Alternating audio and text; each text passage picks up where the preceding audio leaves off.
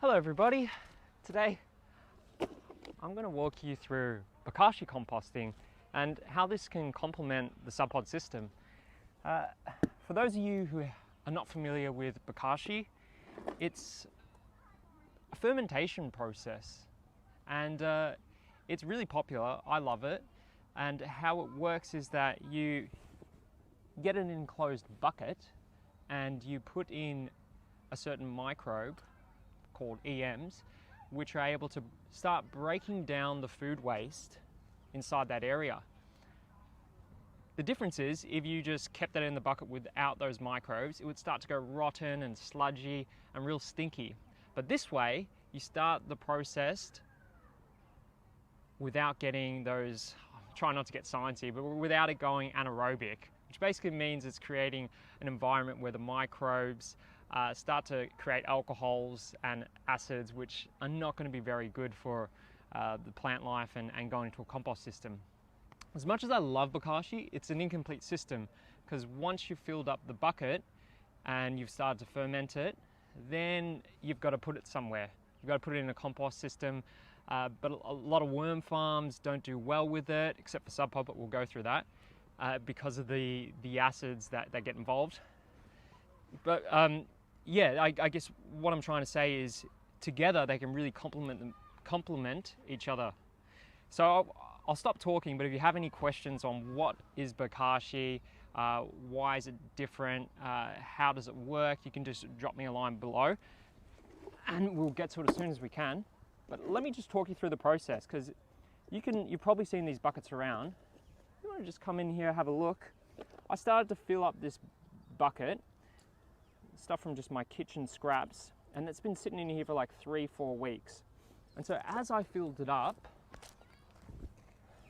you can purchase this grain, which are the microorganisms, which is a group called Effective Microbes, and you just sprinkle a little bit. You can get a big bag for like $30 or something. It'll last you a year. It'll last you a long time. And there's absolutely no smell in this so far. It's a bit of a pickling sour smell. I quite like it, some people don't, but you can start to see this is white. It's like a white moldy substance, but it's completely fine. There's actually a funny story about EM was it was found by a Japanese doctor in babies' feces. And yeah, I don't know what he was doing looking in the feces of babies, but it's been an amazing discovery because, as I said, you can do a lot of things with these group of microbes, and without them, if I was going to put my fruit scraps in there and close the lid, it would just go rotten and stinky and smelly. And by simply just putting in a few of these grains, you start to get the process of breaking it down. As I said, it's incomplete. We need to still dig a hole and put it in there, which is what a lot of the Bokashi dudes do, or put it in a compost system. So that's exactly what we're going to do. We're going to combine these two together and put it in the Subpod system behind me, or the one I'm sitting on right here. But I guess another cool thing about Bokashi is that if you are living in a complex apartment high-rise, if you're living in an apartment high-rise and your compost system is pretty far away, or maybe you've set up your compost system and it's just like, I don't want to go there every night, it's a bit dark. You could have a small little bucket in your kitchen, and it doesn't have to be this big, and you just place your food scraps in there continuously, put a little bit of the grains, close it up, and then at the end of the week you can take it to the compost system, and you know it's not going to be sludgy and smelly and anaerobic. So it's a good in between. It's kind of like the middleman. But then again, if you can walk to the compost, is probably a healthy thing to do as well. I'll grab that later, but let's just have this is probably about 15 kilos here, 15 kilos of food scraps. Let's have a look here. So before I said that some worm farms aren't able to compost with Bokashis, and that's because there's a bit of science out there, a bit of people that say like there are acids that get produced by it. I think it's lactate acid, and the worms don't like acidic conditions. However, we've used this in the Subpod, and because it's underground and the worms can move in and out of the system, it's a lot more robust. So we can dump it in there. We'll come back probably in a week and have a look, but from all accounts, it's perfectly fine to just throw it in there. So that's exactly what I'm going to do. I'm going to show you guys what's in here, because this has just been hanging out for a couple of weeks. So the worms have moved over, but look at that beautiful compost right there. And what I would do with that is, while I'm planting out, or even just here, I would just start top dressing. And if there's any worms, like this little fella here, you can just crawl back into the Subpod again. But just giving your plants those active nutrients and those microbes constantly. And that's how this garden bed here is really it's thriving. And there's no fertilizers that we add. It's just the organic compost and the worms doing their work, going in and out of the system. So I'm going to throw this in here, guys. If you had any questions, anybody just jumped in here, I'm using a Bokashi system as kind of like a middleman for the Subpod. And Bokashi is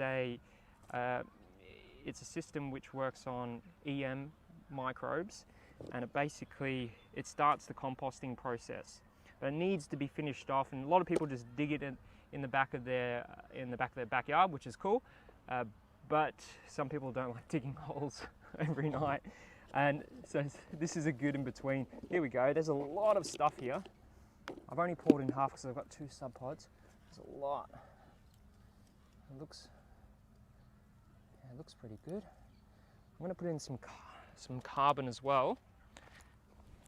And with all compost systems, anybody new to composting, carbon's just it can be cardboard or sawdust or paper, and it really it's to balance out the system. You want to have that good ratio between wet and dry, and it's really just nature requires certain levels of different materials in order to make soil. You don't have to go too crazy with it. I just say use a couple of handfuls. If you're struggling ripping up the cardboard, just dunk it in some water.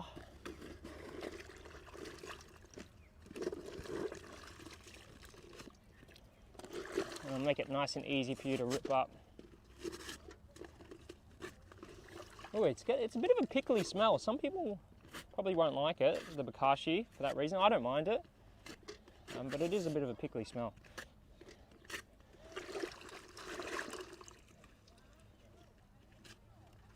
So go ahead, rip it all up.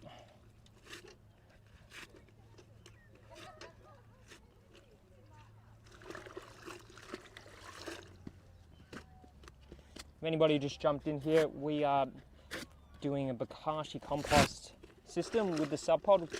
It's a bit of using complementary to each other in this way. There we go.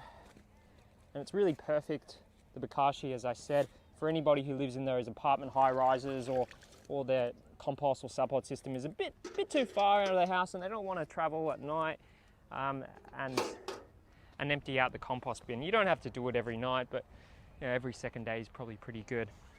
Okay, now that we've popped in the carbon, the cardboard, and the Bokashi, I'm going to give it a bit of a twirly whirl with the compost aerator here. And I'll just show you guys how this tool works. This is a magnificent tool, and it does exactly what it is designed to do, or what its name suggests. It's a compost aerator, and what it does is mixes up all the materials here and really just helps create more air pockets and brings in oxygen. So you're not going to be creating an environment where anaerobic bacteria can breed. And apologize if that's a bit too sciencey, but all I'm really saying here is anaerobic bacteria the outcome is just that sludgy, smelly compost, which no one likes. You ever notice your compost getting a bit too wet? Just add some more carbon. Perfect. Great. All right, happy with that. So pop the worm blanket back on. Just got some cardboard in there as well. And essentially that's it. That's the Bokashi system. it's an easy system to use. I'm going to feed the other subpods now in a sec. But the benefits of it is that you can start the composting process, or I should say the fermenting. It starts to ferment in a bucket, in an enclosed bucket. These guys do not use oxygen. They're facultative microbe, which means they can use both, but again, that's pretty nerdy of me. But it's a cool process if you are not able to go out and dump your compost every night, and you just want to be a bit lazy like myself and put it somewhere near in the kitchen or near the house. It doesn't have to be this big, and dump it there. And then once a week, or you can leave it there for when you get to the subpod or compost next. Take it out, put it in your compost system, bit of carbon, aerate it, and away it goes. And it should break down a lot faster because you've started the fermentation process already. That's it, guys. If you have any questions at all about what are EMs and how does the subpod work, or what's the benefits of it, yeah, please just drop us